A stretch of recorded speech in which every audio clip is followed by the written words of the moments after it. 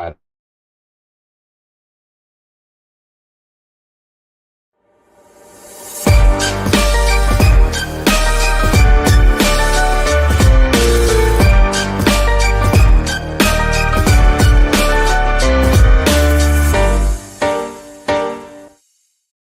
Good evening, everybody. Welcome to another episode of Get Moderated. I am your host, the moderator, Ian Murphy. And tonight I'm actually very excited to have a guest on. Many of you know her and have seen her on various different shows, episodes, and programs here on the Get Haunted Network. None other than Sara herself tonight. Yeah, I know, Rob. I had the thing in my hand and I didn't want to do it like that right in the middle. I was going to find a nice little moment to break away and do it so somebody else was talking. I do apologize for the little bit of delay here. I was actually at my office, which normally you see on my episodes in the background. You do have this wonderful black background, this darkness, which is my living room tonight because of Wi-Fi issues. And that's also what caused the delay. So a tremendous amount of thanks to Sara for her patience on this. Hey, Courtney. Hey, Rob. So without further delay, I'm going to bring up Sara. And tonight's discussion is going to be going over reincarnation. Rob. All right. So my night's already over. It's already completely derailed. It's not. This is terrible. So just to kind of go over and get everybody up to speed on what I was hoping to go over with tonight. Back probably, I don't know, 3-4 months ago, back when Get Moderated was its own thing and I didn't have to have 2.0. You and I had discussed about going over reincarnation. And the idea of perpetual consciousnesses and reiterations of souls and things like that. And so I really wanted to just kind of touch on, from my end, the different faiths, whether it be Hinduism, Buddhism, more recent, occultisms that are coming out of Western Europe and the Americas, Native American beliefs and reincarnations and things like that. And just how it's such a pervasive theory or a pervasive belief throughout human history. So for as long as there's been tales of dragons and knights and saviors and the 13 some odd iterations of the virgin birth story, so too has reincarnation been. So that's just some things that I wanted to go over some of the different evidences and ideas that's out there. So Rob, getting grimy, as he would say, me and my grimy camera. The reason why my camera was grimy is because I had to rip it off of my studio setup and drag it back home with my portable lighting system, which is just like a super fancy ring light. That's why it was grimy, Rob. Thanks. So, Sara. Yeah. Obviously, I talked to you about this topic and just asked if you were interested and things like that. And I think just in the discussion of it, you had expressed a ton of interest in being a part of this. So what is it about the concept of reincarnation or the exploration of some of the historic documentation or some of the scientific side of it? Or really, I don't want to get too preposterous with it because I don't think that there's a really hard-knit scientific approach that's been done. There has been scientific practices applied to attempted verifications, but what about it really kind of resonates with you and draws you to it? Well, interesting and not the concept itself is intriguing to me. And of course, if you do any kind of study in Buddhism, and I tend to lean towards Tibetan, that is a big part of their practice. Many lives, many masters. But I have a lot of questions that and this was a while ago, you had actually mentioned, I think you mentioned it on a show or something, and I was like, oh my gosh, I love that topic. And you were just, I mean, we didn't even talk about it. You were just like, do you want to talk about it? I'm like, I do, because it is so interesting. But I have a lot of questions. And I feel like with most things that we discuss, especially in the paranormal world,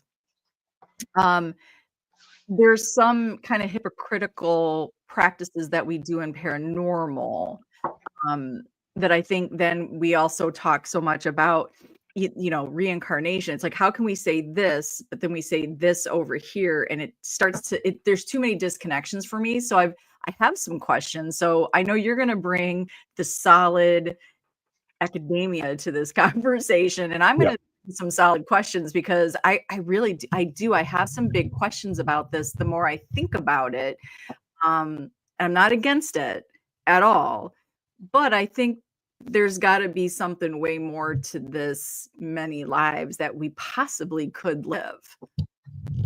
Okay.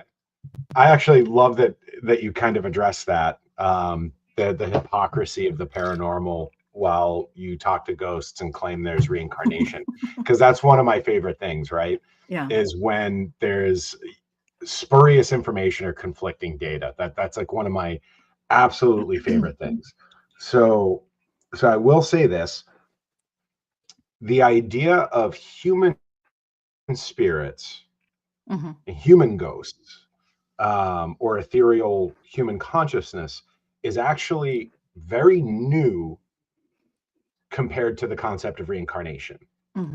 So the idea that a human has existed or is currently some iteration of the human consciousness exists still as an ethereal being or a fifth dimensional being, or something that we just are just slightly beyond our perception, is incredibly new in comparison to the idea of reincarnation. Correct. Reincarnation goes back, the concepts of it go back roughly 7,500 years in written history, far stripping out the New Testament and the Judeo-Christian Bible. The first real stories of it coming out of Central and Eastern Asia, of the idea that Kim's been like my backseat IT person trying to figure out my Wi-Fi situation. But the idea of ascended beings that were human, but in the transition of life, whether through achieving tremendous earthly power or enlightenment or things like that, we're able to reattune and kind of come back. And so some of the layovers of that are like the concept of the Dalai Lama, right? The idea that the Dalai Lama is in a perpetual state of reincarnation, that for whatever reason, the most enlightened person in that faith is unable to progress to the next level of reincarnation, but instead keeps getting sent back to be a perpetual or infinite teacher. Isn't that convenient? Well, but here's the problem with that. We'll go into that. A little bit later. That's actually a bullet point for like a little bit further down the line, because I think it's going to come into play a lot more with your questions, right? Like, and some of the things that people are very critical about the concept of reincarnation are. And so when I say that reincarnation predates the idea of a lingering human spirit, that's not to say that it predates the concept of people existing as spiritual beings. In just, I always use the term like a meat mech suit. It's like a meat machine. We are operating and piloting this absolutely absurd, naturally designed, evolving, or divinely designed, depending on your particular belief, machine that our consciousness somehow inhabits and is influenced by some alternative source that we just don't understand. Because despite how much we want to say nature versus nurture can actually create a person, there are predispositions that are not, that do not have anything to do with the brain chemistry or the biochemistry of the human body, that some people are just more inclined to be of a certain personality type, regardless of situation, nature, or nurture. Right. And then, you know, one of the things that I like to really consider when talking about reincarnation is when I'm game theorying, if it's real, right? You're playing these mind games of, you know, is it real, is it fake? But if it is real, what if? Right. And so one of the major kind of constants throughout the theories of reincarnation is that our actions here have some form of influence on what our next incarnation is going to be, right? The Hindu call it karma. Buddhism is degrees of enlightenment, and whether or not you can proceed to nirvana and you can sit beside the grand Buddha. Yeah, well, most can't, right? Christianity, it's the idea of your righteousness, your degree of sin or acceptance of God. You know, you have the Judaism, the acceptance of Hasidic law, how closely you actually follow the dogma of the faith. And so everyone seems to have this idea that what we do here has a profound impact on what the next steps are. And so I want to open it up now real quick before we start getting into some of the kind of evidences, because I sent you the outline so that I could stay on track, but also so I could remember some of the cooler, compelling cases of potential evidence of reincarnation. Not scientific proof, not anything like that, just situations and moments where a new person just had entirely too much information.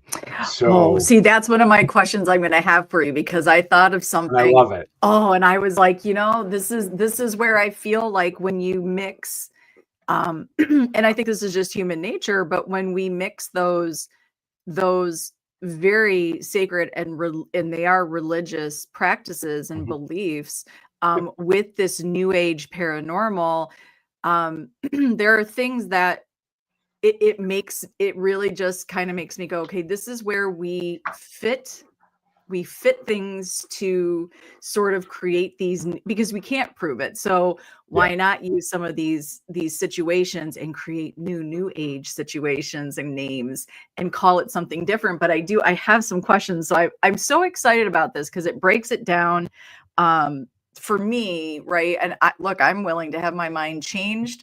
I do not die on this hill. I know what I want to believe, but I don't die on that hill because. Well, and I think what's really important about how I want this particular show to go is it's a sharing of information, not an attempt to influence belief. No. And so this is just data points. These are just different cool theories.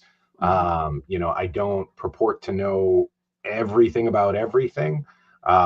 I am really lucky. My brain is really messed up in a way that I do drive to learn as much as I can about as many different things.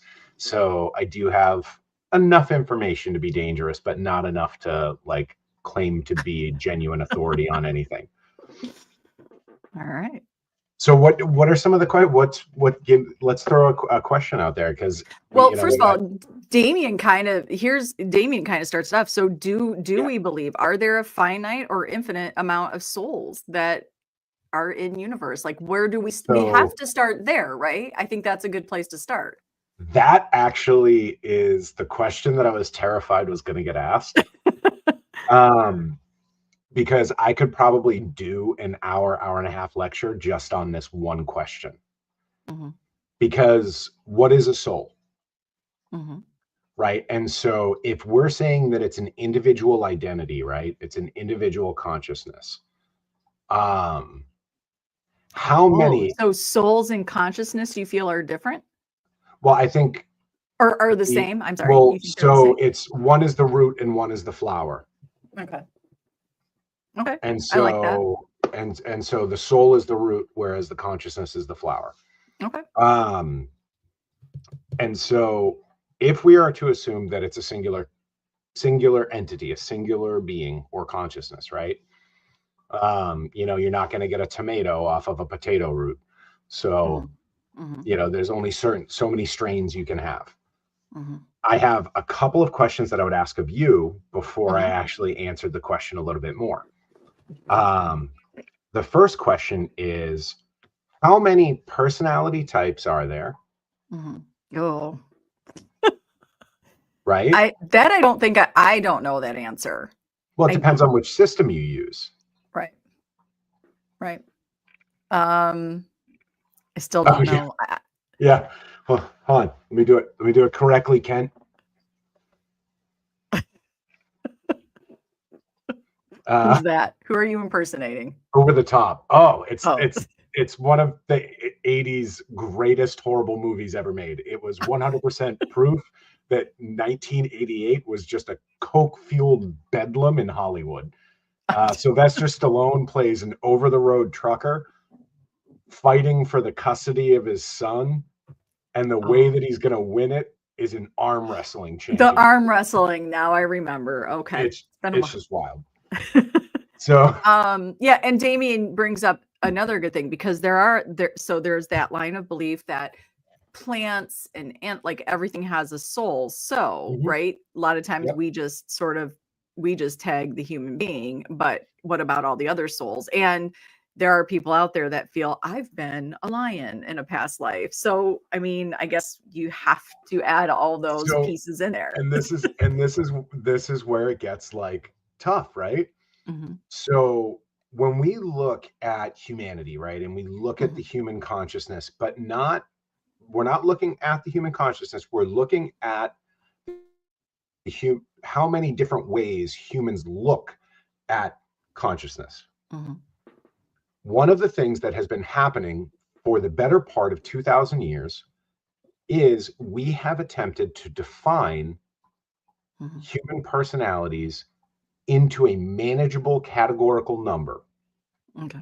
So whether you want to talk about the Briggs-Myers system, where you have, I believe it's 32 different iterations of personality type, or you want to drill down a little bit more and you want to say, Sarah, what sign are you? I'm Cancer. Okay, so there is a preset, determined personality type that you're going to fall in based on where the stars were when you joined this planet. Right. So we've always looked at humanity in a very, like, you fit a mold kind of way.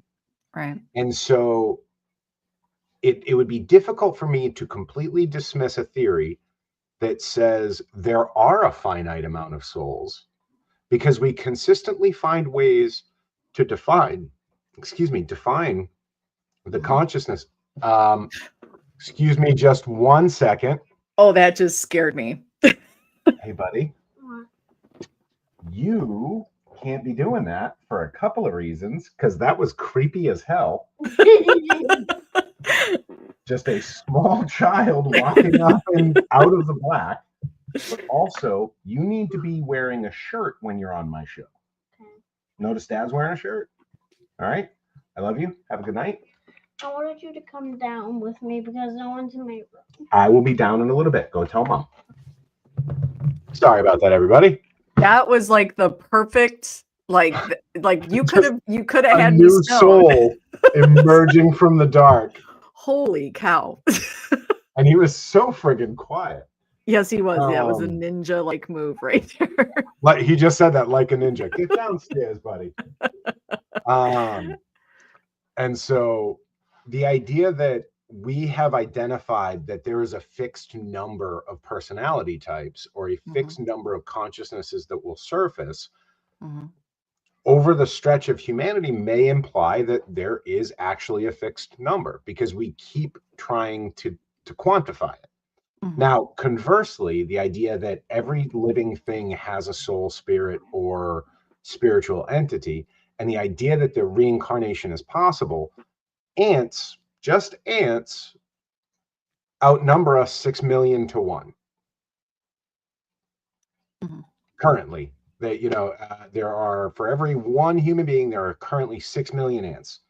And actually that number might be lower. I mean, like the spread might be bigger. It might be Right. more than 6 million.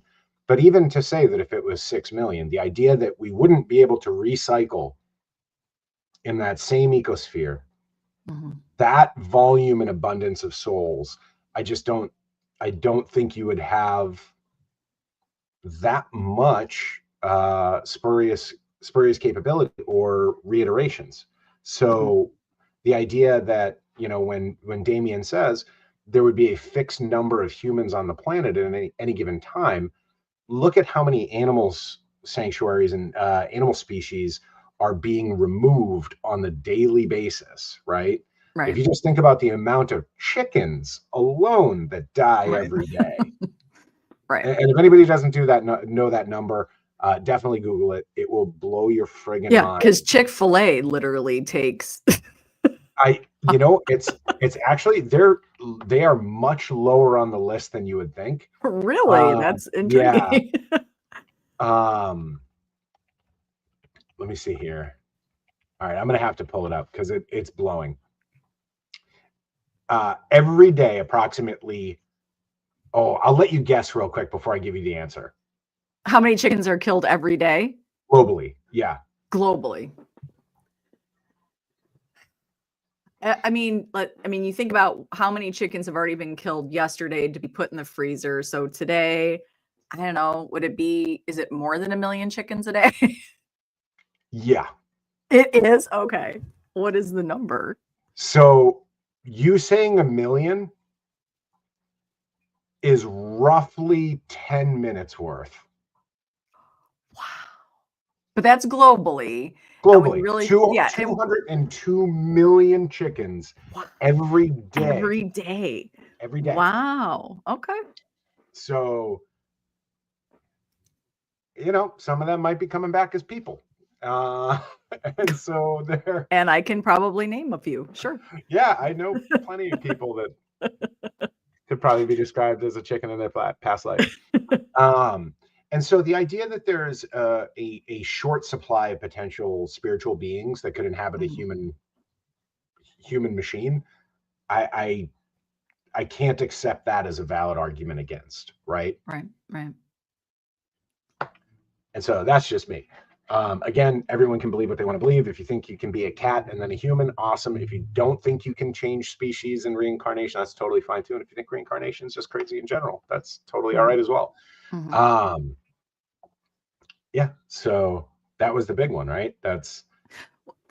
I mean, I think that is when you hear people talk about reincarnation, and I wished I remembered her name. There's somebody that speaks on this, sort of their expertise, so to speak. And she does talk about how, we went from this number in the 80s to this number in the 2000s. And so, how do we explain this bigger population of human beings if there's, just a finite amount of souls out there? But, I think this is where, one, I don't think we're supposed to know.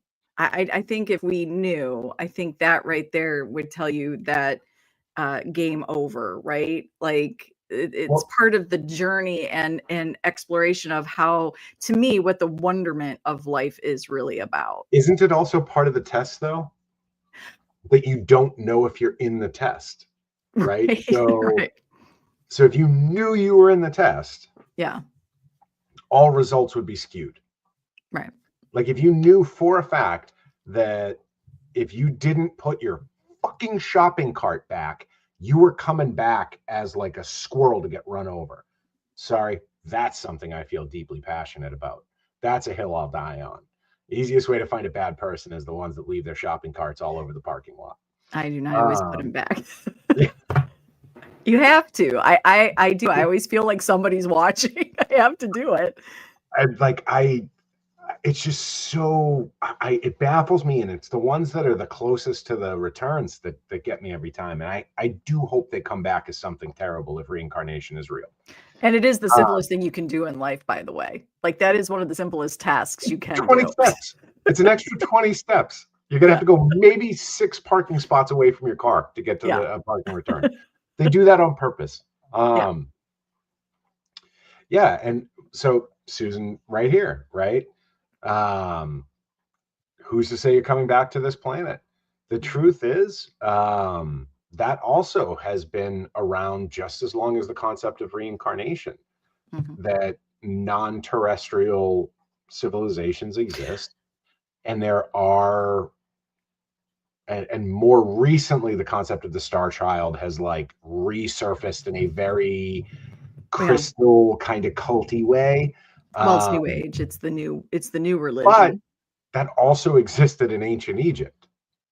So, right, but we've taken it now, and I think the woo-woo, right? We've put the woo-woo kind of wrapped around some of these to make them more appealing today. But you know, we talk about if there are more people, let's add this to I've been listening to a podcast. I stumbled upon it the other day. I was doing mindless chores and I turned this on, and I think it's called like My Haunted Experiences or something. And so if we're talking about there's only so many souls, but now we have these people who have experienced and truly believe, I can't say that it does or doesn't happen, that they are being reproduced by, you know, an alien being. They're having these hybrids made, and maybe these hybrids don't use those souls. Maybe there's something different out there. I mean, I don't, for me, like it's not to me, it's not the growing numbers of people on the planet, because I feel like we just know more today than we knew even 20, 30 years ago. So I have a super hot take on this whole Star Child thing. Okay. Because I've been told I am one, which I found to be mildly humorous. I'm just autistic. Like, so I'm not a Star Child. No, I think for me that, and this is probably something that's a little aggressively hot take-ish, but we live in a world where so much of our production and so much of our time and effort are put into things that have no tangible meaning. There's no real meaning behind most of what we do anymore.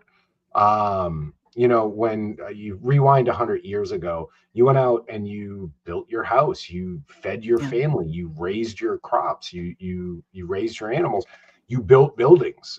You had this physicality towards what you were doing where you were able to actually find meaning.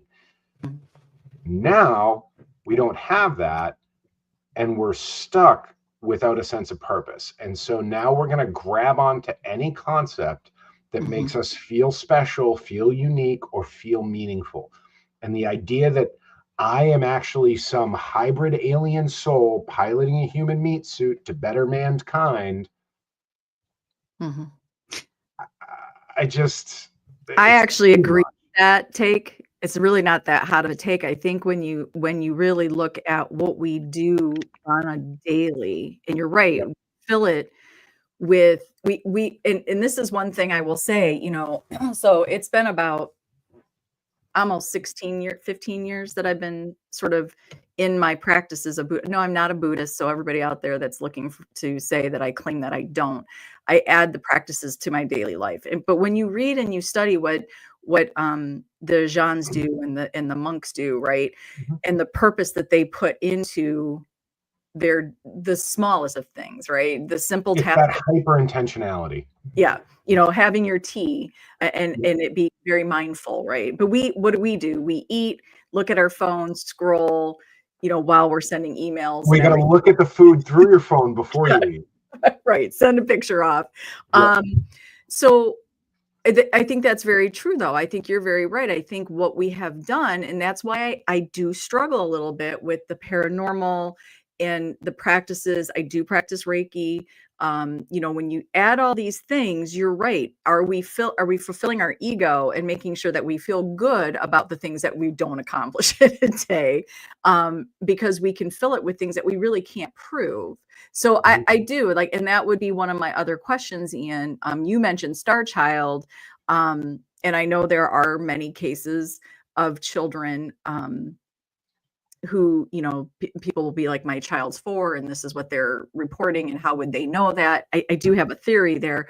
But this is where it starts to break off and shatter into pieces for me. So on one hand, we have people who claim they are psychic mediums. Mm-hmm. And they hear messages and they get stories. And I am completely for that. I think that we all can connect to universe and get messages. Absolutely. Then we have people who channel, and they can channel spirit, right? And I think that's a physical, what does Stacy call that? It's not mediumship. What does he call it? Physical. No, I know what you're talking about. You and I talked about this once as well. I can't remember what the verbiage he used. Yeah, it's like like a trance medium or something. I can't remember. So I think it was trance medium. But okay, so then when we think about these children who are 4, and they're saying, oh, I remember this, and Kent, you mentioned a child who said, I was killed in a past life, and and they led him to their body. Why is that child not channeling a spirit? Why wouldn't a spirit necessarily come through for this child? Because they are pure, they are not distracted, and maybe that child is actually channeling and not actually living a past life. So for me, I love the idea of reincarnation, right? But my actual beliefs lie elsewhere. Mm-hmm.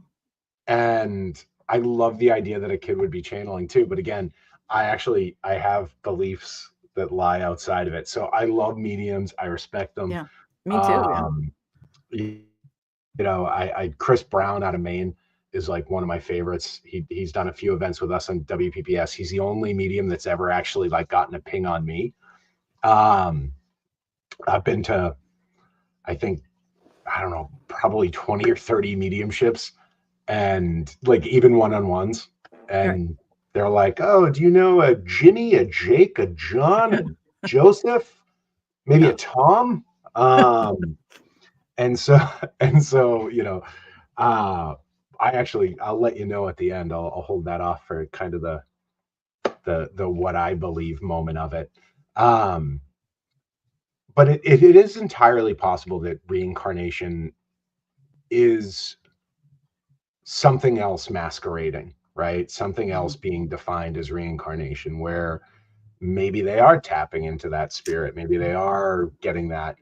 But the thing that gets me is, and this is one that I think is just like way too cool for me.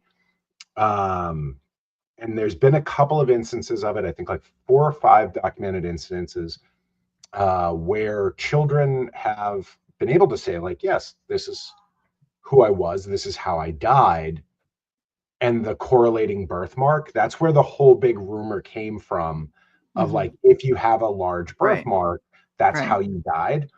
And that actually came out of the early 1900s, and it had a lot to do with the Civil War veterans. And it was immediately following the end of the Civil War. You had this like slew of kids that were like, oh yeah, no, my name was Jebediah, I died in Gettysburg. Like, that's weird that you just said that name. What's that? That's weird that you just used that name. I just said that name to Rob last night. Oh, did you really?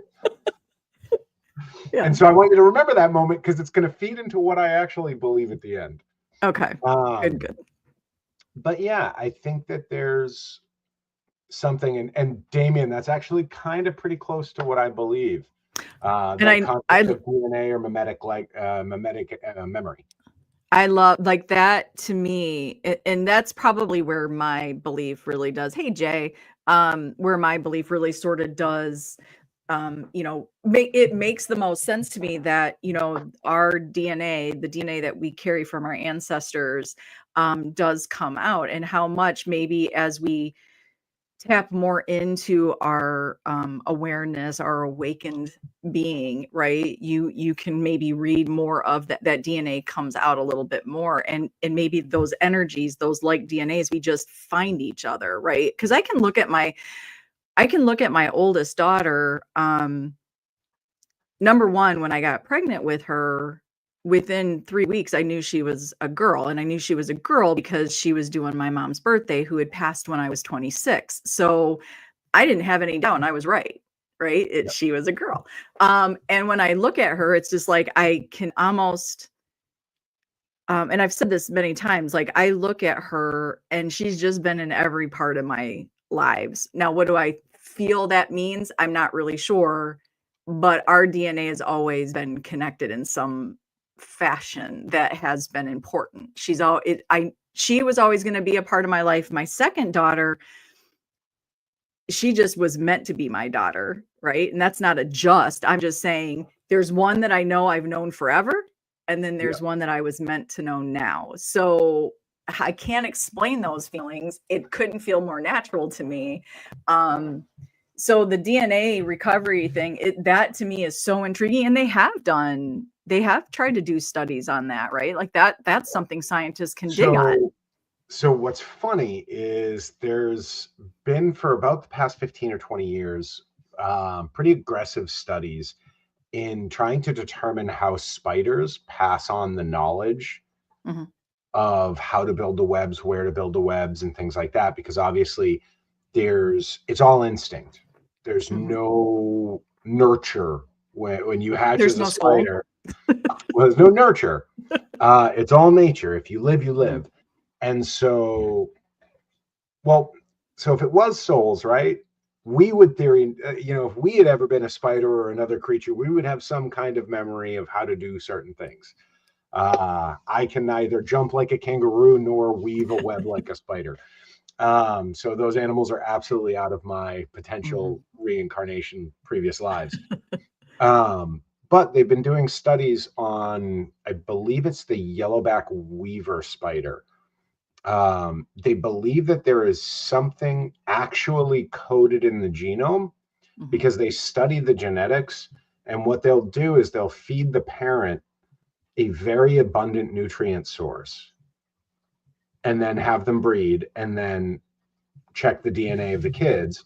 And then they will take the kids and feed them a completely different source, and a couple of the actual DNA markers slightly change between the generations based on the feed. So they'll take multiple children to double check.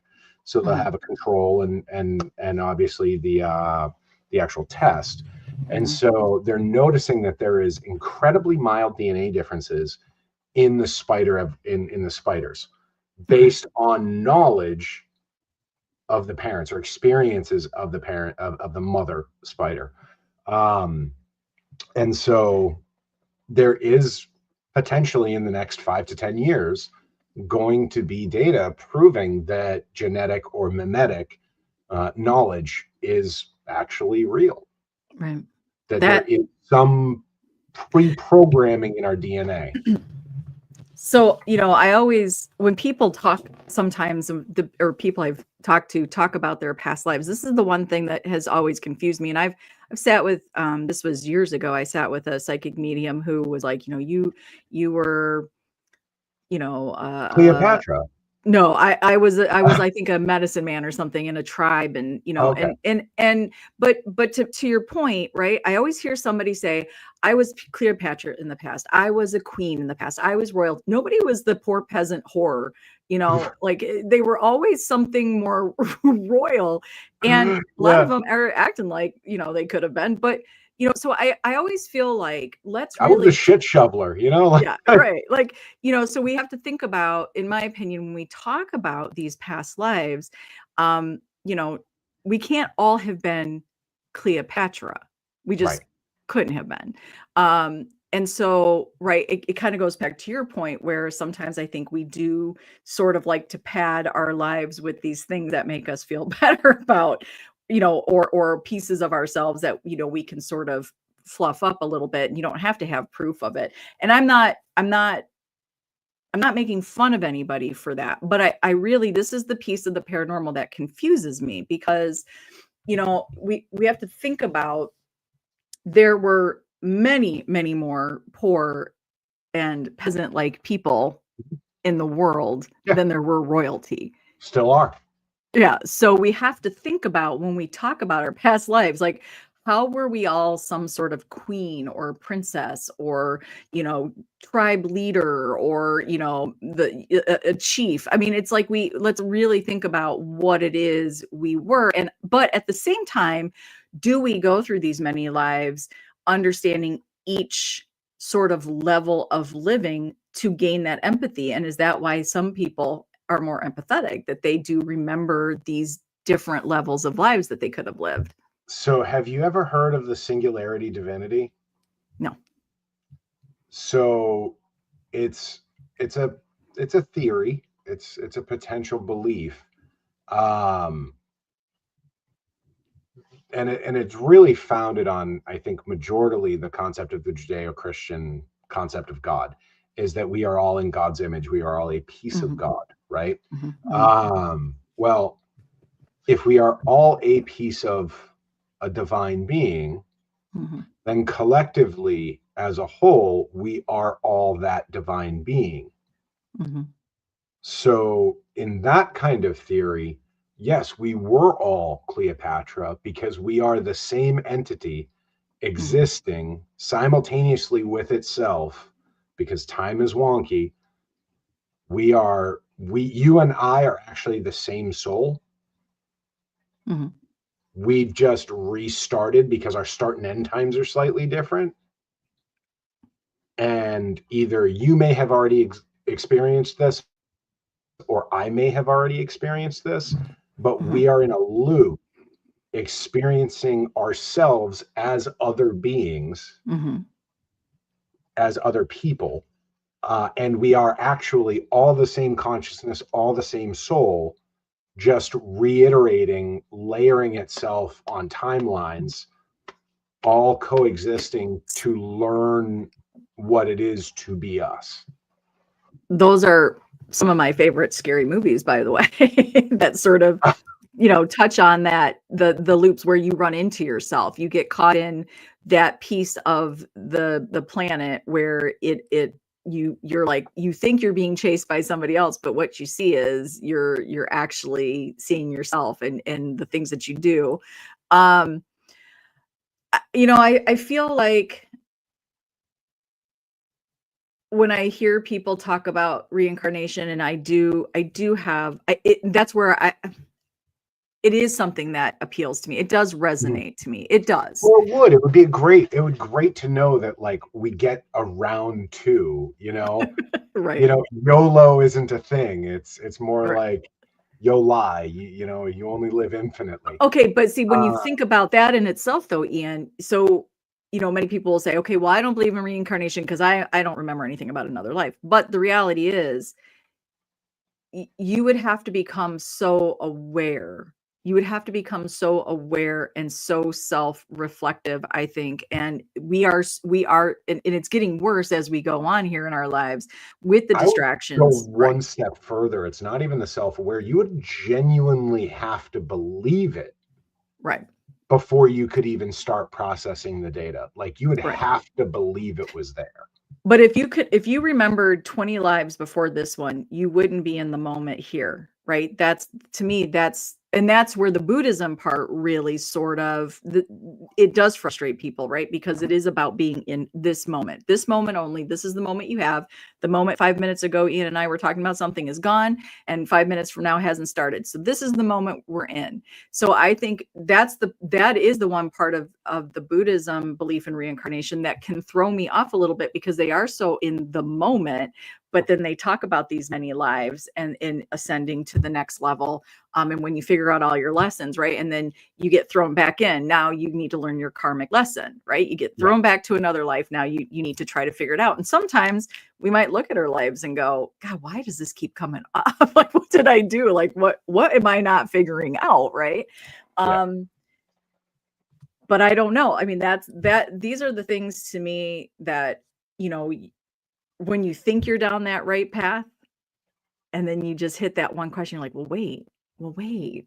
And that's the problem I have when we talk about reincarnation and we talk about people doing that. But I never hear anybody like, I know we can look at our children and say, there's my parent, right? Or there's my grandparent that I lost. Like, I know we can see some of that stuff. And I know there are people who have children that look at a picture that have never met their parents. Mine never did this.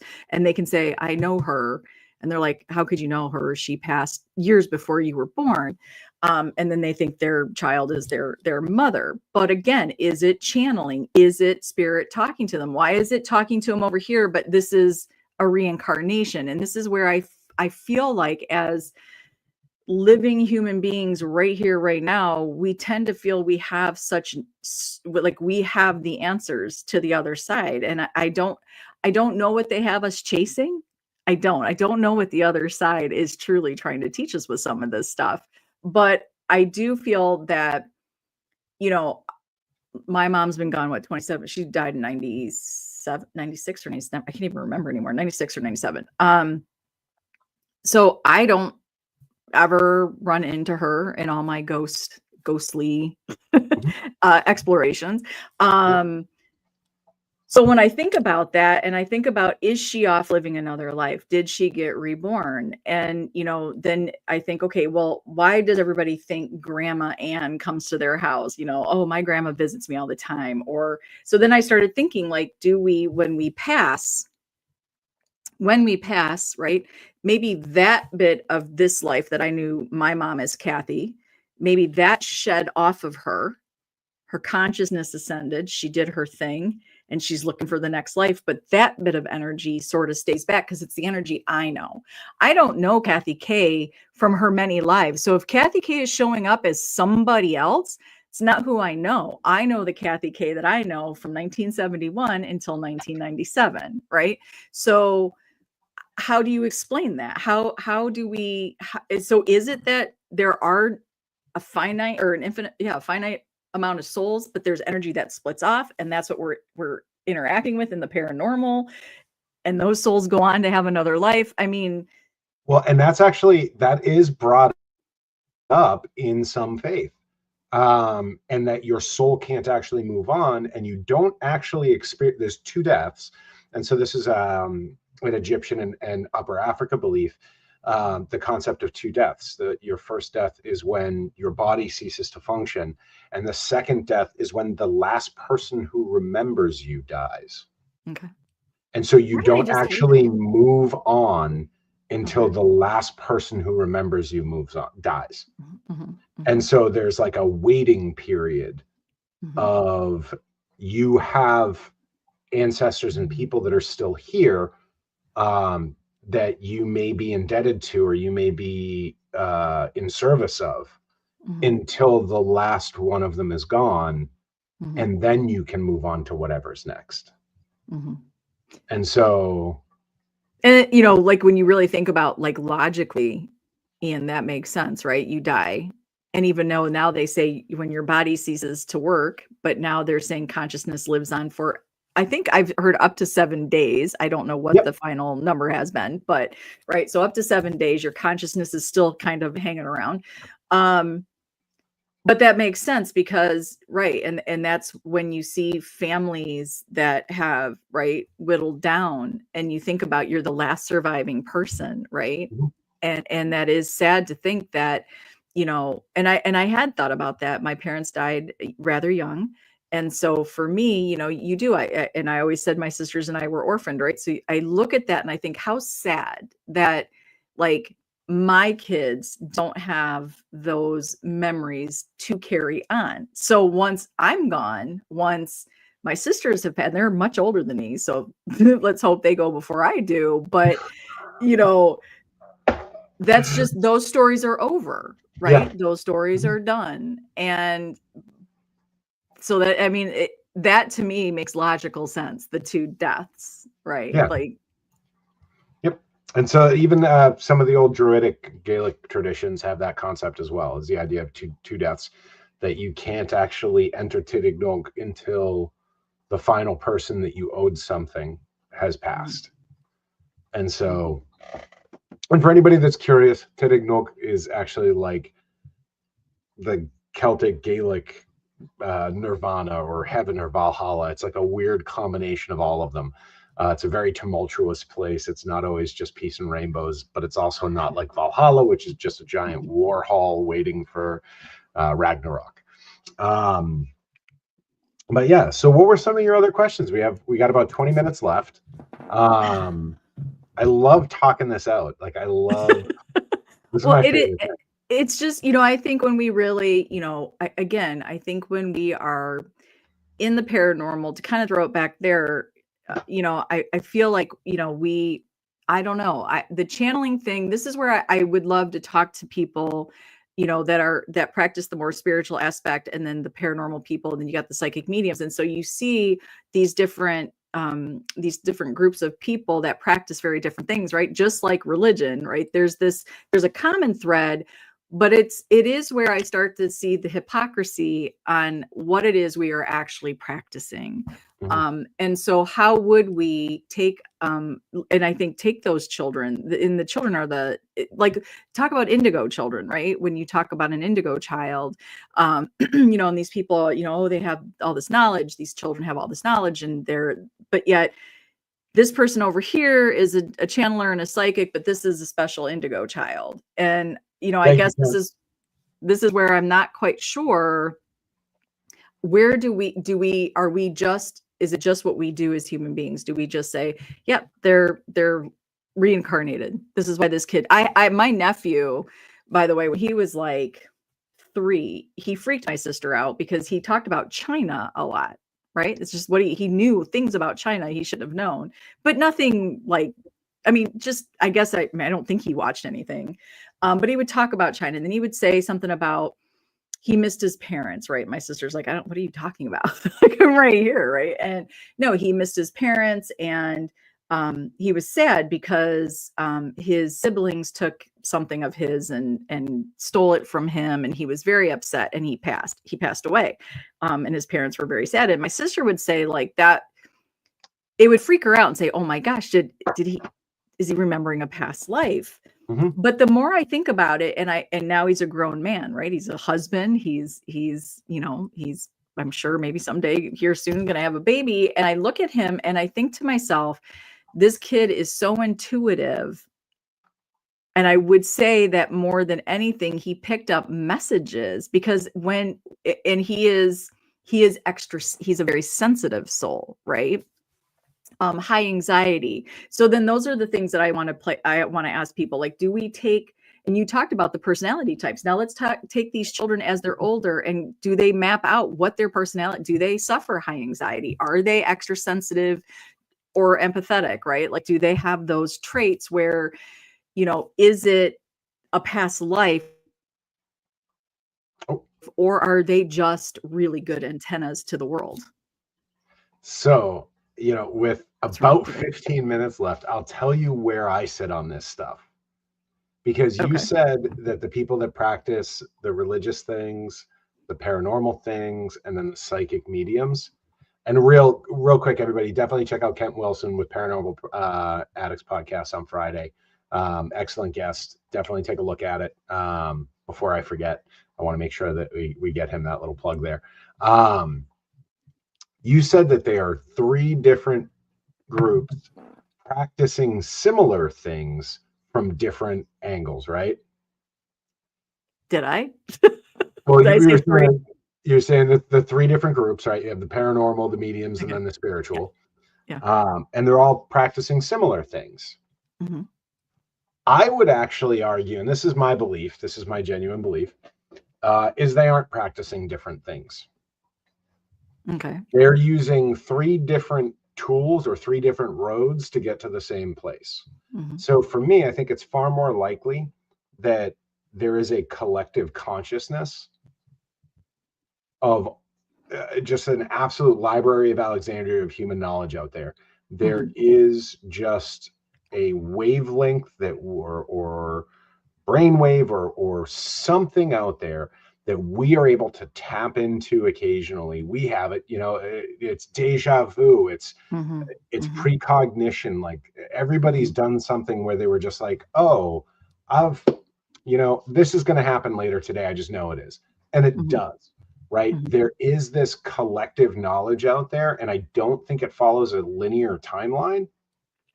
And so there are things past, future, present that are happening in that collective experience and that collective consciousness that we're able to tap into. That, whether it's, we're kids and our brains are just starting to get wired and we just kind of fell out of that consciousness stream recently, so we're able to tap into it a lot easier, or we've spent years in meditation and intentionality to try and access it, or we believe so thoroughly that there are spirits guiding us that we have the faith to reach out and touch it, because that's where the belief comes from.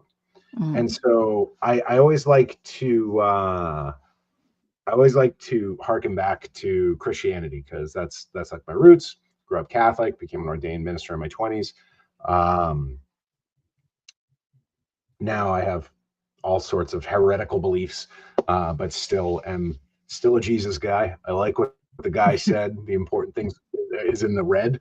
For those of you who've picked up and opened the Bible, the parts written in red are the super important ones. But even in the Judeo-Christian Bible, which has some of the most potentially limiting concepts of what humanity can be, right? There are other religions and other faiths that believe we can ascend to godhood, right?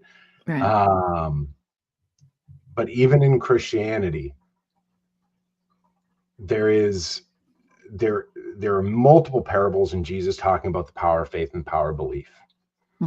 And if you had the faith equivalent to a grain of sand, you could create a universe. Say unto the mountain, and it shall be moved. If you had a modicum of my faith, you could say unto the mountain, be moved, and it shall be moved. Quite literally, Jesus is out here saying, like, if you believe something strong enough and you know it to be true, you can impact the reality around you.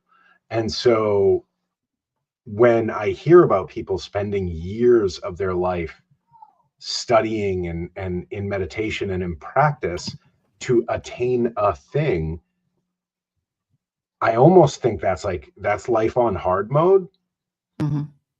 Because the core principle of what you're saying is, I can't do it now. I have to do all of these other things to make myself able to do this. Now, don't get me wrong. I also think that there is absolutely this idea that, I can't go pick up the front end of a truck unless I exercise and get a lot bigger than I am now, right? But you have other avenues that are doing very similar things without that kind of practice and without that kind of dedication, where a lot of spirit mediums are people that just say, like, oh no, I've just been doing this. Like, I've heard it forever. I knew it to be true from an early age.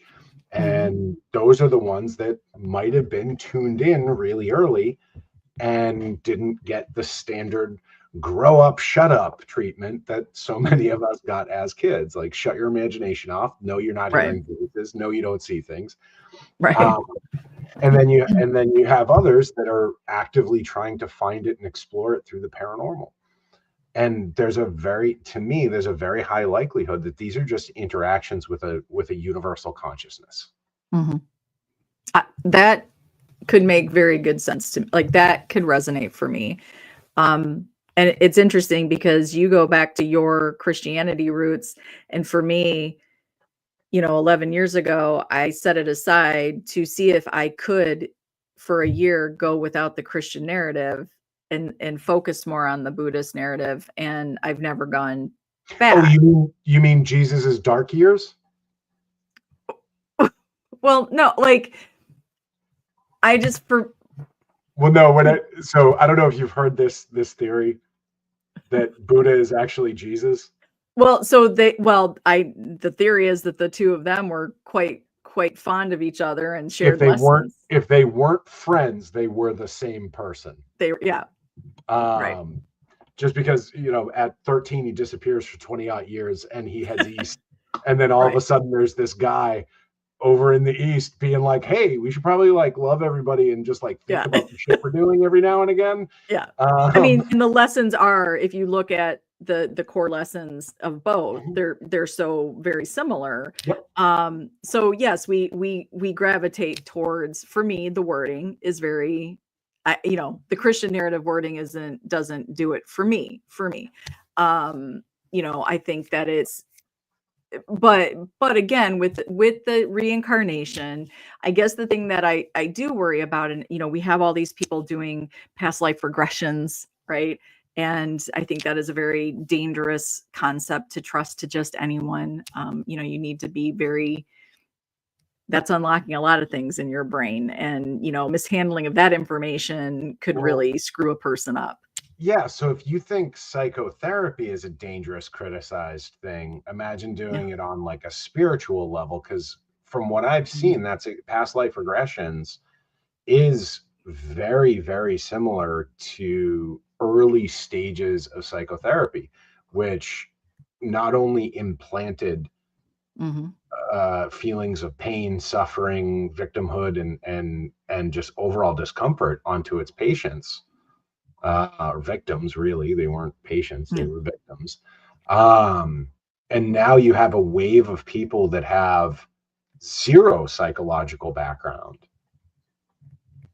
trying to practice very similar behaviors to try and find your old trauma from your old life. And so, because it's not accredited science, they're still doing the same behaviors as original psychotherapy, except they're doing it under this guise of the paranormal, which I think makes it even more dangerous. Well, we see it in a lot of energy healing, right? There's these new spinal energy healings where people are, you know, and you go into the huts, the hot huts, and you know, next thing you know, you're peeling off all these past lives, and you know, even with some of these shamans, these are the reincarnation and the practice, and that's the part of the paranormal, right? It is a massive, because this is such a, as you said, it's rooted in such deep belief in religion, right? And we're taking it a little too lightly in for me, in the paranormal world. And we're 100%. Right. And we're assigning it these names, and, you know, you can go to YouTube and do these past life regression, you know, meditations yourself. You should never do that by yourself anyways, but then who are you going to trust to do it with you? So is there many lives? I don't know. What I do know is we focus so much on those that we're not really focusing on what it is we're doing here today in this moment, and how we can learn from that.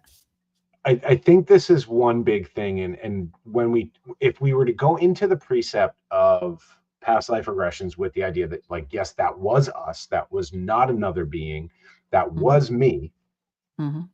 Why are you here again?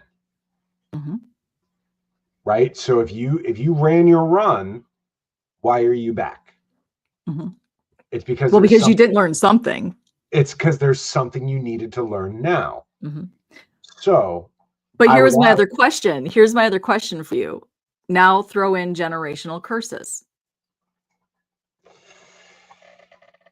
Because now there's this, and this is my problem with social media when it comes to these things, because, right, we use terms like the journeys and safe spaces, like, oh, I give you space. I want to give you space, right? So all these words that were used in these very spiritual like groups and circles. And I remember I used to do goddess circles, years ago. And, you know, these words were used. Now you see them as common phrases, pop buzzwords, you know, if you will, on social media. But now there's, yeah. So now we have these generational curses that people are like, be the one that breaks the generational curse. So you have to think about this. So is it generational curse? If you are reliving something, right? Yeah. Why are you laughing? Because I'm going to shred the concept of generational curse once you're done. Right. So I have this issue to me is because people are saying, well, this wasn't from me. This is from generations before, and I'm going to break this generational curse, right? This is where they're at. Mhm. But then we have past lives, and then you take the Buddhism, like you're going to come back until you learn that lesson. Hey, dummy, you're going to send you back, and you're going to keep doing it. Learn it and move on to the next lesson. And those lessons don't end after 3 lives, by the way. Like, nobody's getting that shit in 3 lives. Like, you're going to keep coming back. So the generational curse thing is a confusing thing to add to me to the past lives and being reincarnated. I don't know how many, have you ever heard of the show My 1,000-Pound Sister? Yeah.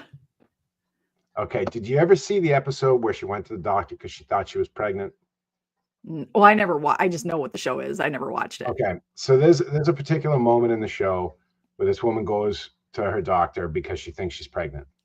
Okay. She has not been physical with anyone in well over a year, but she's having very strange cravings. Mm-hmm. And when the doctor asked her what cravings she was having, she said water. That was strange. And so her sister in the room is like, "You're not pregnant, you're thirsty, bitch." Like, and that's how I feel about generational trauma. So or generational curses, because it's not curses, it's trauma. It's generational trauma. It is learned, reinforced, and propagated shitty behavior that has become normalized through multiple generations of a family, that you're the one that's going to break it. Well, I have generational curses on my family. All alcoholics, all died of heart attacks before 60, all abusive personalities, all treated their kids like shit. That's my generational curse.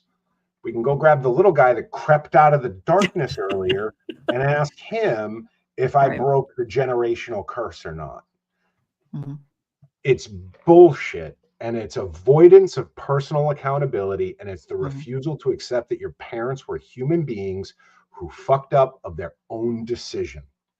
Now, I give my parents all the leeway in the world. I don't hate them for what they did. I don't hate them for how they were. I love them for that, because they did do the best they could.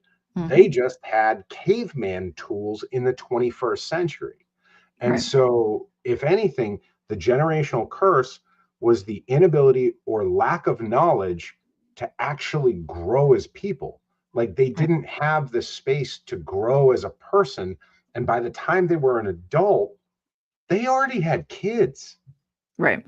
Like, by the time my dad was 23 years old, he had 3 kids.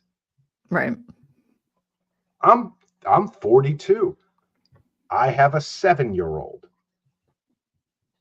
My dad and I ran a completely different run on life. Right. And so for me not to be like an explosive, like angry, drunk, violent dad at 35 just sounds exhausting. Like at 23, that was my mode. I was getting into bar fights. I mean, I was incredibly reckless. Like, God love Kim for sticking it out. But at 23, I was that. So much of what people say is like, oh, I have a generational curse. I have a family curse. I have this. And it's like, well, take a look at what the curse is doing to your family. Right? Because a lot of the time it's addiction. A lot of the time it's anger issues. A lot of the time it's abuse. A lot of the time it's losing, just losing. Like, dad couldn't keep a job. I can't keep a job. Right. Well, why are you getting fired every 6 months? Oh, that's right, because you brought your flask to work. You probably shouldn't do that. And so there's so much accountability. And one of the things that I think is actually really funny when it comes to the concept of curses in the old school Gaelic culture, and that's kind of the one I'm the most familiar with. is taking complete ownership of what caused the curse breaks the curse. Right. And so this idea that you are actually the one in power. And so the idea that like generationally curses, I can't. I'm way too brutal about this stuff. I am like a stickler for personal accountability. Yeah. But yeah, right. Explain The the Kennedy. Kennedys. Yeah, no, that's called sins of the father, not generational curses. Yeah.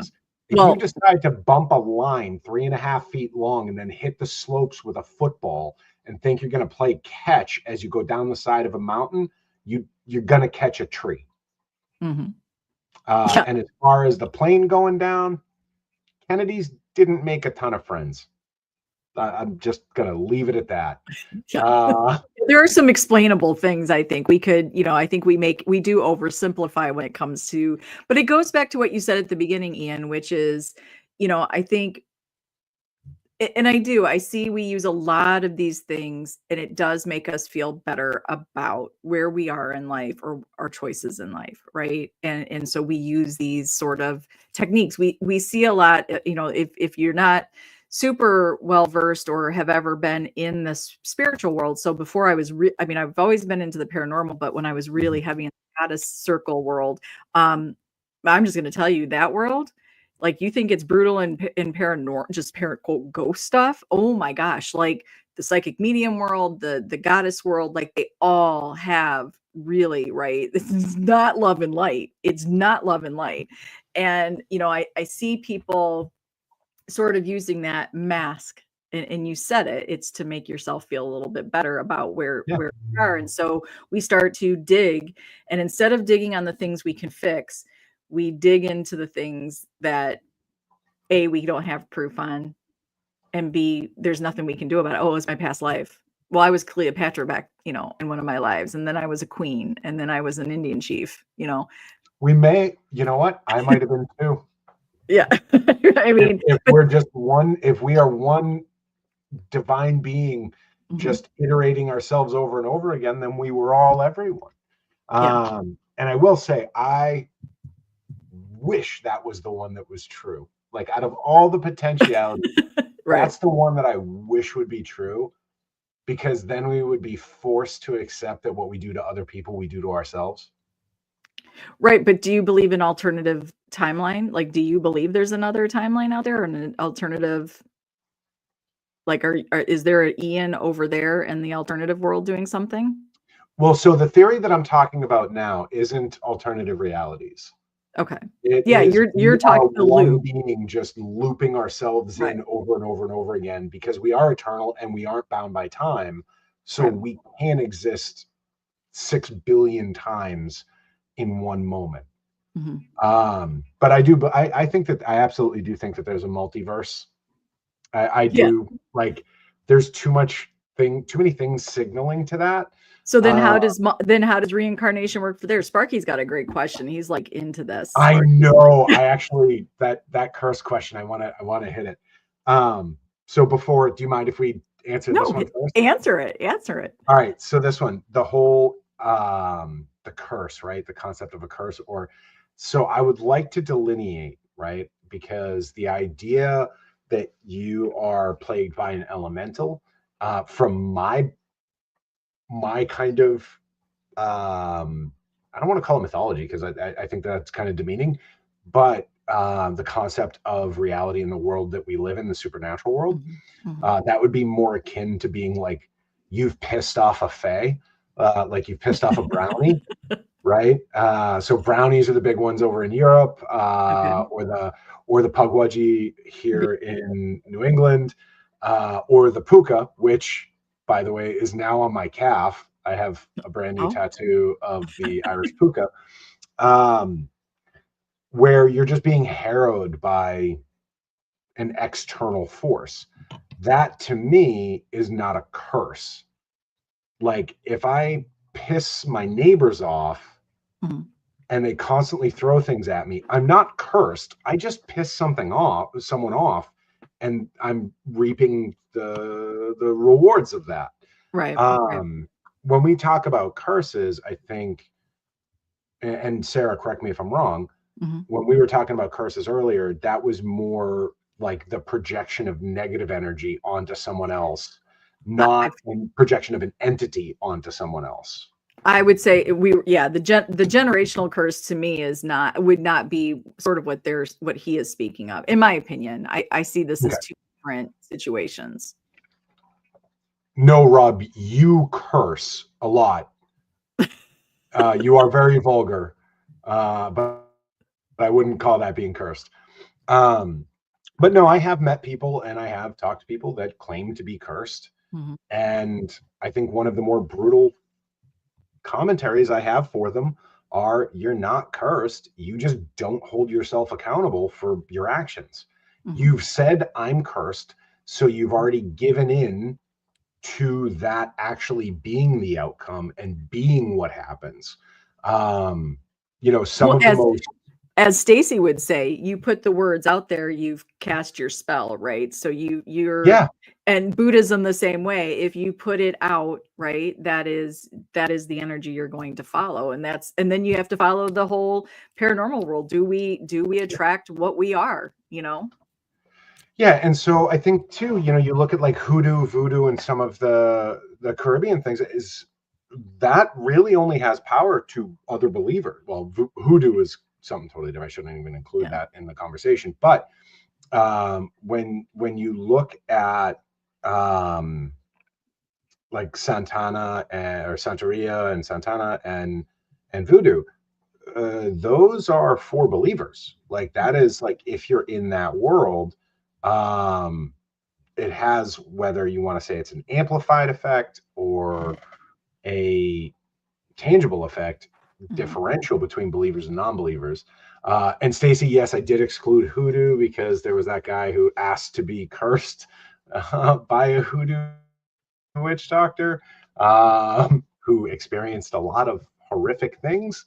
But when we talk about generational things and like lineage things, I just, it's not, they've been told, they were raised to believe in this generational curse, and what they've believed to come true, they've put themselves in a position to have it come true. So that I think that's the big difference there for me. Well, what I really like, and I appreciate that we are, you know, this to include me in this conversation, because it is, and I'm not super well versed in it. I just know the things that I'm a big observer. I watch what people love to do, and I, you know, watch all the stuff on social media, and I do read, and between the Buddhism stuff, and, you know, you look at the biggest reincarnated, most famous person on the planet, right? You know, Jesus. You know, I think Jesus was never reincarnated.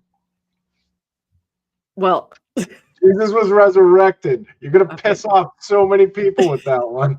I'm sure I'm gonna piss off people for a lot of reasons. The Dalai Lama is the most famous reincarnated person. Jesus is the most famous resurrected person. Resurrected. Okay, I'm sorry.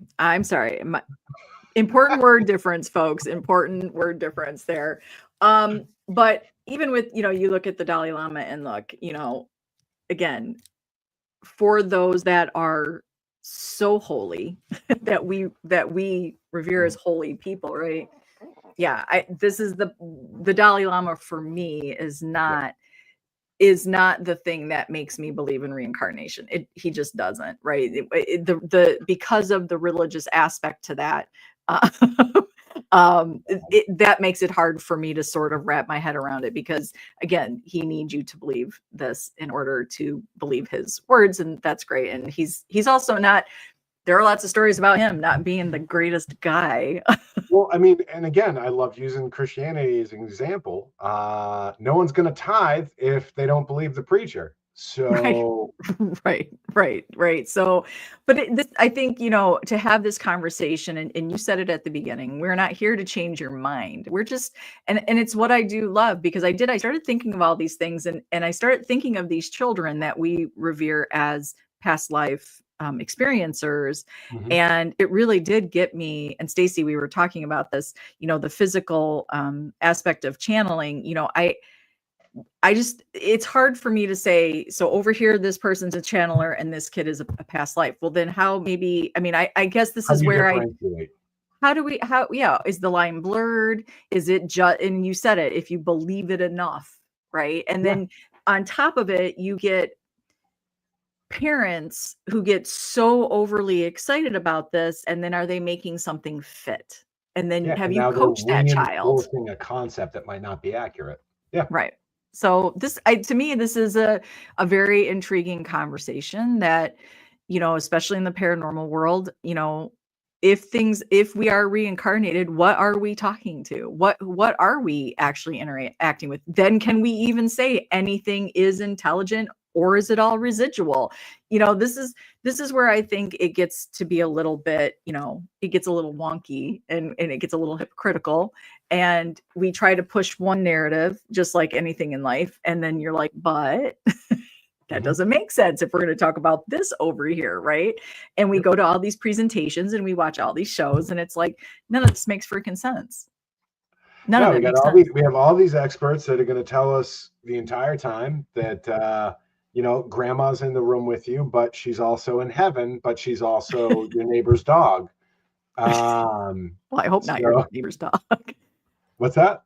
I hope not your neighbor's dog. Rob's at a level 9 reincarnation. Are you kidding me though? Like, I would love to be a dog.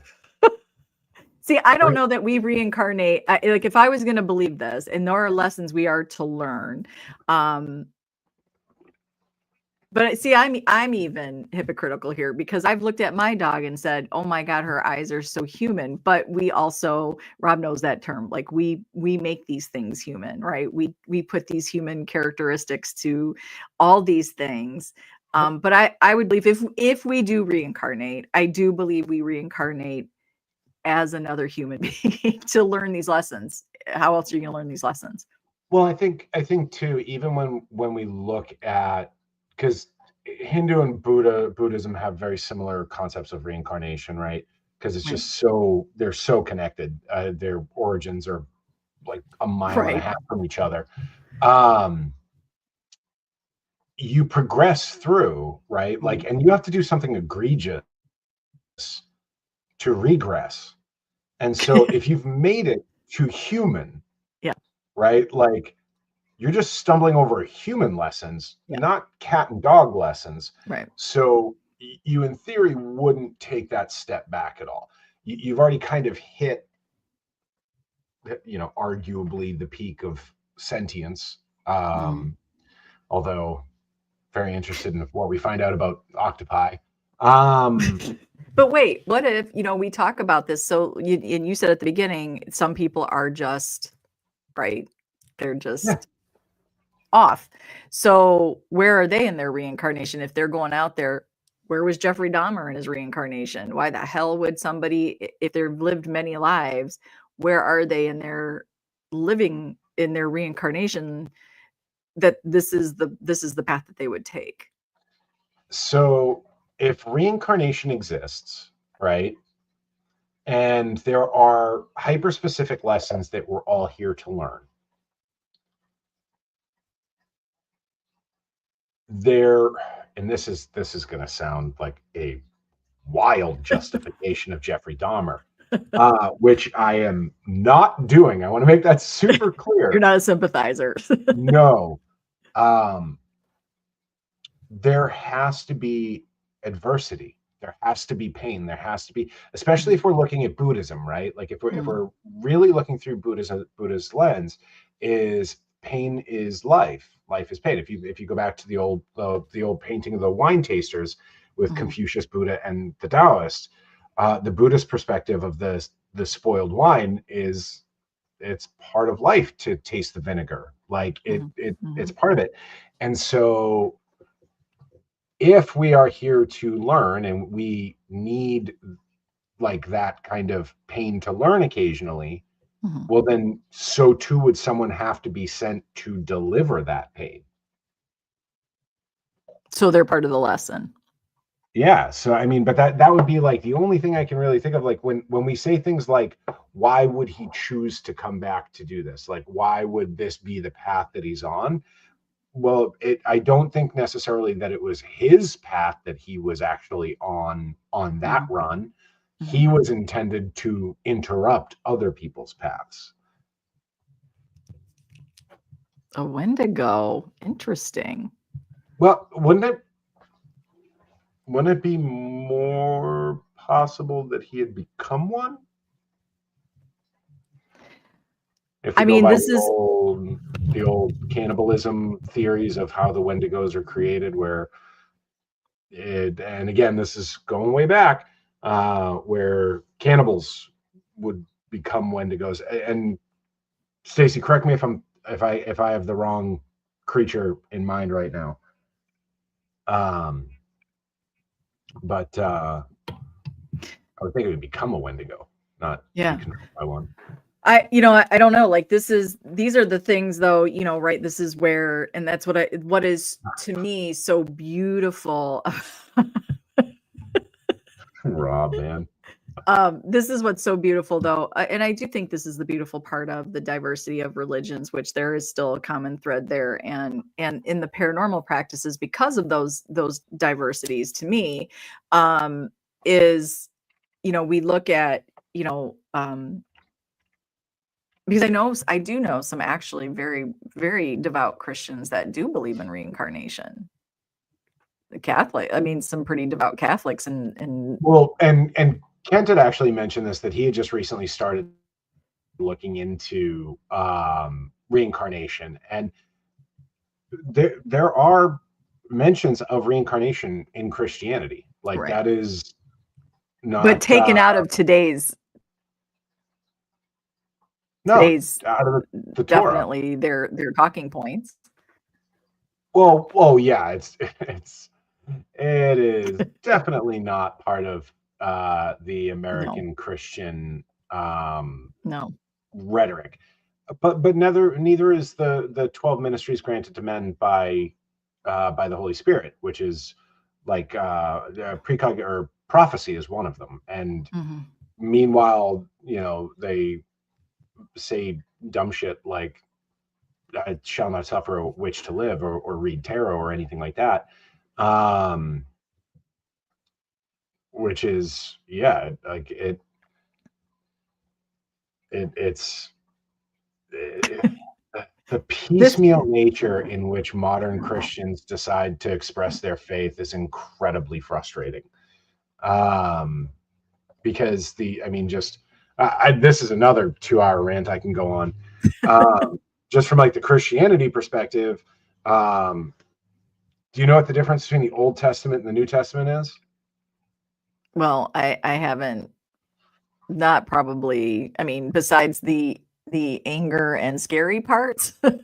No, so the Old Testament is over and done. The laws of the Old Testament had been culminated, complete, and closed.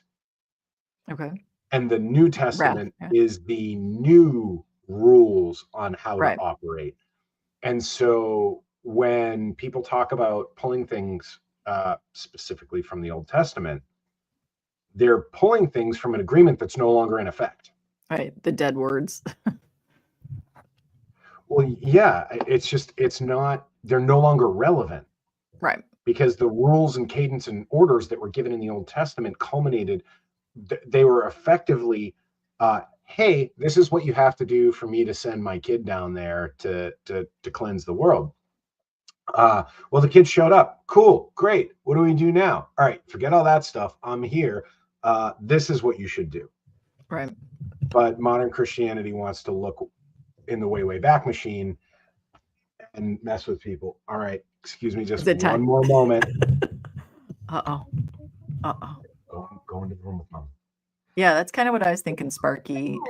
The wrath. It's the scary, the Old Testament has the scary words, and it's yes, you can. Rather, right, like the fear-based fear mongering, and then the New Testament love and light, right? So I actually have a theory about that too. So it's like raising a kid. So it's like ages 1 to 3 is the Old Testament, or like 1 to 4, 1 to 5. Like, no, don't do that. No, don't put that in your mouth. No, stop doing that. Like, it's all of these very controlling, very all of the rules really in the Old Testament are about the species propagating and getting forward and not dying, which is like your goal from like year 1 to 6 with a kid is just like, for the love of God, don't die. That's the only goal I have for you, is to live.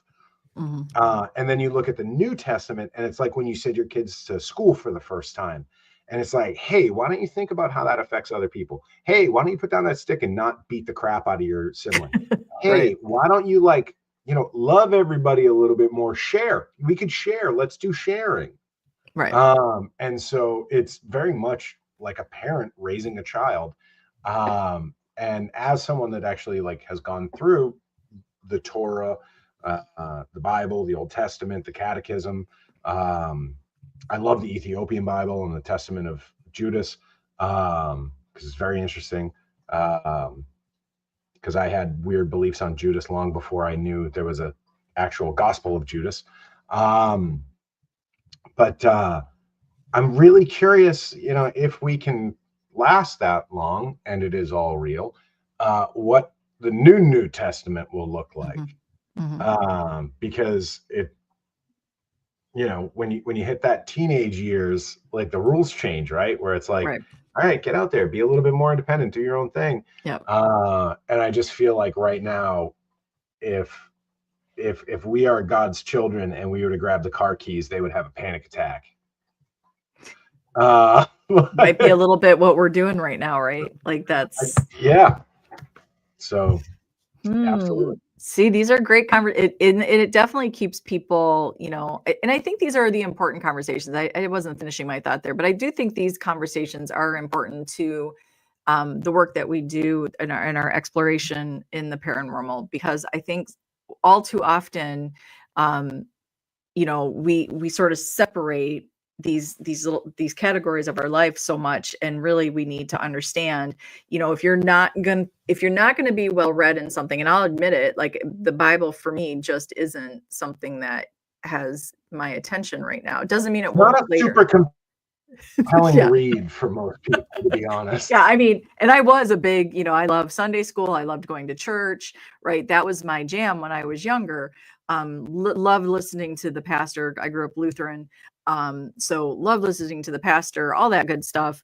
But I think that, you know, you're watching paranormal sort of become the new religion, and we're making new rules, but we're peppering it with these things that we know from our growing up and our beliefs, but we're not keeping, like anything in life, we're not really keeping to the true, right, practice of what it is, and we're finagling it to fit what we need it to fit. But I think it does come down to exactly what you said, and we do fit these things. In Christians and any religion does the same thing, right? We fit it to make us feel good, right? I go to church on Sunday because it makes me feel good. It looks good. I haven't been to church in years. Yeah, well, me either.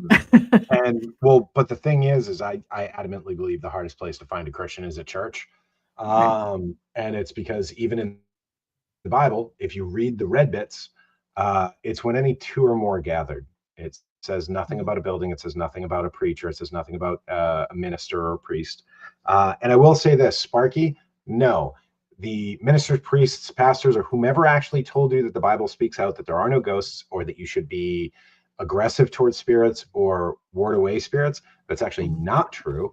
The Bible very specifically says that until the time of the second coming of Christ, we are all trapped in spirit form and we do not enter heaven.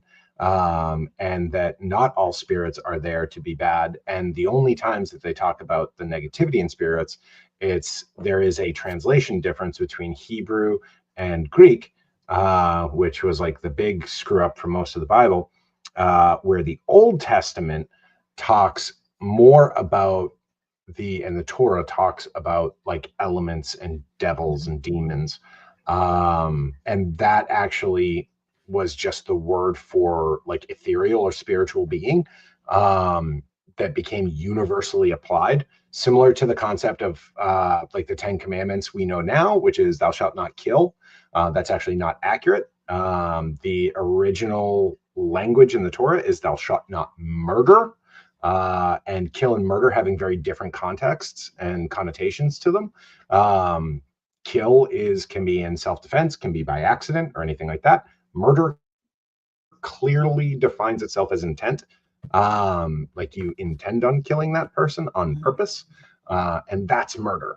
And so there's been a lot of talk about the translations and things like that of the Bible. So just be careful. Anytime somebody of authority in any faith tells you a thing, I always say cite the source, and double check it yourself.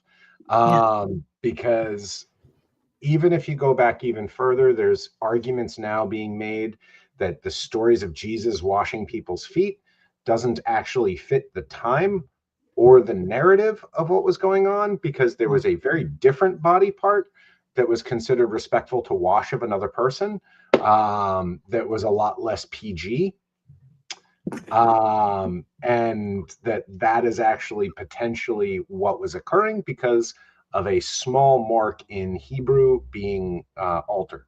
So yeah. Wow, that took a turn. Yeah. So just always cite, anytime anybody tells you that Christianity is against something or the Bible says something is wrong, always ask to cite the source, find out where. And if it starts anywhere before the New Testament, you're just getting historical context, not advisement moving forward. Stacy's like, tag me in. She's doing a horrible job when it comes to this part. I admittedly, this is just, that part is not my jam, but I the questions are still there. And I think having these conversations, I think these are the important part. It's not, especially in the paranormal, this is not just going out, running to some crazy, scary building and going, oh my God, look what I caught. This is truly a look at, I do believe it's a look at our humanity and our consciousness and our soul, and what it is we're actually chasing. And I think we should ask ourselves why. Why do we want the concept of reincarnation to be real? What is it that we get from this concept, right? What is it we're really looking for when we look at reincarnation? For me, like, I can look at those Buddhist lessons and what do I really, does it give me a sense of relief? Do I think to myself, God, I really fucked up this life. Next life, I'll get it right. I mean, are we using it to sort of smooth some things over? I think these are all super, super important. So yeah, I mean, past life, do you believe in past? It's a possibility. I'm just not sure that we even would understand, as even Ian has thrown some things my way. I just don't think we can understand what that really means for past lives. I really don't.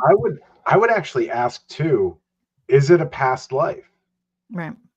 Well, that's what I'm saying. If you're this loop thing you've got me thinking about, Yeah, like, is it actually a past life? And if we are ourselves, right, and we don't have the singularity, right, the concept of the singularity, and we are all individuals, and you and I are different souls, completely different. We could probably agree that souls probably exist in a different time scale than us, right? So like our consciousness and our soul, although connected, exist on different planes. And so time probably doesn't affect a soul like it does a consciousness or a body. Could be concurrent. I could be living every past life at the same time on a soul level, while on a conscious level, being in different being in different time zones, literally, time periods, in different meat machines. Like, but see, that's what I don't like about, and this would be another thing that feels hypocritical to me. We taught, people will kind of add this. That's the concept I didn't want to cook too much the noodle on, Stacey. My past life might not have happened yet in this time, in this go through. Right. Yeah. But when we think about, you hear often some of the more popular people on bigger platforms and network TV, right? Everybody's, there's no, spirits don't have time. There's no time concept or whatever. Yet when we're talking to spirit, they're still walking around like they're from the Civil War. So if they are indeed, there's no concept of time. That doesn't mean they can't remember something from their lives, but then we say, well, they can't, they wouldn't understand today's, equipment, technology or whatever, but yet they're all knowing, right? And so this is the other hypocritical piece, is that we make them like they're idiots and they haven't moved on, but we know everything. We understand what the concept of over there means or what another life means. So this is where it's like, I then get very, very humbled in these conversations anyways, when I meet and talk to people like yourself and Stacy and Rob. All have these amazing thoughts and concepts, but it reminds me that what we are supposed to be looking for, like, they are truly whoever they are. As my dad would say, who are they? Whoever they are over there. If it's us, yeah, if it's our soul, if it's another life connecting with us, it is truly to show us just how much we don't know. We just don't know. Quit your whining. We're barely at an hour 40. Wow. I didn't think we had been on that line. I just looked at it too. All right. I know we could keep going, but I hope you should tag Robin and Stacy in on this stuff. I will say this, right? When we see a spirit from the 1700s, 1800s, and it's always this old archaic thing. And even back when it was old and archaic, it was old and archaic. Like, right, even when people in the 1800s saw ghosts, it was Victorian era people, right? And so my contention, and like kind of one thing that I always like to kind of mull about, is if they are existing away from the physical, right? They're existing on a different plane. We aren't fully able to comprehend them. Right. And our brains do these wonderful things when they see things they don't understand. Right. They will force it into something we fill in the blank. Yeah. And so I've always believed that the reason why these ghosts look like they're from fucking forever ago is because it's just easier for our brain to process the data. Right. If they're from the 1800s, they look like they're from long ago. My first experience with spirit had died about a year and a half before I was born. And I could describe him to a T. He was in jeans and a t-shirt, and I was a kid, and he was wearing a white t-shirt and blue jeans, and that was it. It's the only time I've ever seen someone dressed even remotely in modern day, and it was when I was a kid. And so again, my mind was just more open then and more able to receive data. No, Rob, it was not a get haunted tea. However, probably had a pack of Marlboros rolled up in the sleeve. But you can get those Get Haunted teas if you go to gethaunted.com and look at the merch store. Yeah, buddy. Great. These are great conversations, Ian, and I think more people should be willing to have them. And I know they're not easy concepts, but you started it at the very beginning. We're not here to change anybody's mind. We're just here to expand those conversations. And hey, you know what? He's in big trouble, mister. But I want to thank everybody for coming out. I'm going to let Sara get some sleep. I'm probably going to stare up at my ceiling for an hour. But thank you. Do you have any final words, Sara? I don't. Just that, do you guys think you've had past lives, and does something resonate with you? And are you willing to look at it a little differently than maybe saying is it our DNA? Is it our ancestors speaking through DNA that somehow we, and it's not DNA, but do we have copies of something in us that it's not a past life? It is truly something from our lineage that we are reliving or touching on, or are we channeling? I don't know. Like, I think it's worth a dig into, and I would be, you should actually put up your outline. He did a beautiful outline. So you should share that and let everybody look at it, because I think these things need to be, you can't just touch them. You don't get to just say, I'm a great researcher and past lives, and this is why, and then not talk about the uncomfortable things, not talk about the things that make you look at your beliefs a little different, right? And you should. Well, and that's the thing is, I've always really looked at like that kind of stuff as it's all personal Yeah. growth and personal accountability. And, you know, that actually, yeah, you know, you talked about Buddhism. I actually was introduced to Taoism when I was 19, and like hands down, one of my favorite books ever is The Tao of Pooh. And one of my favorite quotes about all of it is, and my understanding of this has changed so dramatically through the years, and the quote hasn't changed. Right. But you can't help but respect someone that can spell Tuesday. Even if they can't spell it correctly, because most days the ability to spell Tuesday just doesn't matter.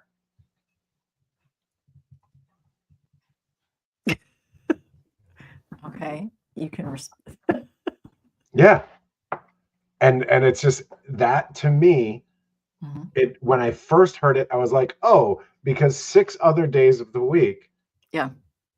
it's not Tuesday, so it doesn't matter, right? Right. And then I Right. got a little bit older, and then I realized, oh no, spelling Tuesday is actually more important on every other day except Tuesday. And so when it is Tuesday, the ability to spell Tuesday doesn't matter. I'm sorry, Rob's spelling it every other way. Yep. And then eventually it was just, it doesn't matter. The Mhm. ability to spell or know some particular piece of information is just irrelevant. Right. And so one of the things that I've had the opportunity to say recently on the other show, which is something that I live by, is ignorance is only an opportunity to become informed. That's it. And so that quote has like carried me in so many different iterations. I can't do it with Rob anymore. Everybody, have a wonderful evening. I'll keep rambling. And as always, stay blessed. Thank you for joining us.